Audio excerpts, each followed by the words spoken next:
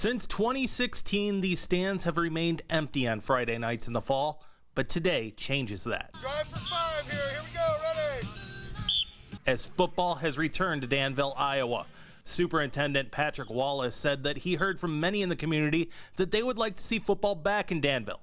So they set out last winter looking to see how much interest there was in the student body. I think there's a lot of pride here. You know, there's a lot of pride in Danville athletics and in being a Bear, and so it says a lot about their commitment and the fact they're willing to kind of put their names on something and really kind of make a claim in Danville's history, you know, that they can be the first group to bring it back and sustain it, because it's kind of been back and forth as far as I understand it in the past, and so our talk has been a lot about how do we make this last, you know, and so it starts with them, starts with the kids and their buy-in and their commitment and their involvement, and so far, I mean, they're doing everything right. 39 kids currently make up the Bears roster, but getting the roster together is just one step.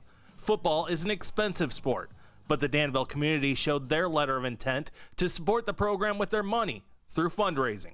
I wanted us to not have to spend a lot of general fund money out of the school's account to bring it back. So I was hoping that we could raise the money to bring it back. And we set a goal for $60,000. Our kind of break-even cost is around $50,000. You know, so there's needs to have like shoulder pads, helmets, you know, updated gear, and then there's some nice to have stuff. And we raised $54,000 as of today. So the community came out and supported it, and it cost the school district $0 taxpayer dollars. The community really rallied, and it's been impressive. For the past few years, Danville students have been making the trip down the road to play for Mount Pleasant, around 20 playing for the Panthers last year. It speaks volumes of what they've been able to do, those guys that committed, you know, even those seniors that have been doing it for 3 years in Mount Pleasant. They're coming, they're learning in a new system, they're helping the kids below them, kids that maybe haven't played football in a couple of years. So we have some great leadership, and I'm excited to see what happens this fall. We got to experience the game at Mount Pleasant, and I love football, I love the sport. I go out, I play, but it just wasn't the same feeling as playing for your hometown.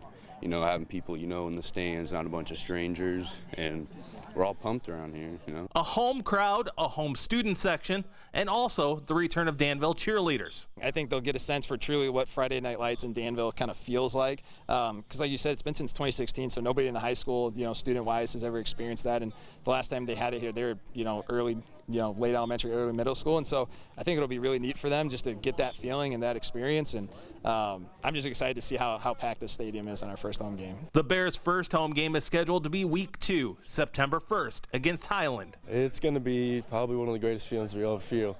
Going to be you're going to have lots of chills. I know going to get a little emotional probably for me, because it's just the whole town. I think the whole town plus more, it's going to be packed. So we're going to come out. We're going to show them what we are. It's really exciting because we get to come out here and play and like show all of our family and friends. And start a new legacy of Bears football. We talked a lot about what's your legacy, right? You have a real opportunity here to be the first senior class to go through and set the tone for what Danville football is moving forward. And I think we got the kids to do something really special. In Danville with the Bears, Kevin Core, KWQC, TV6 Sports.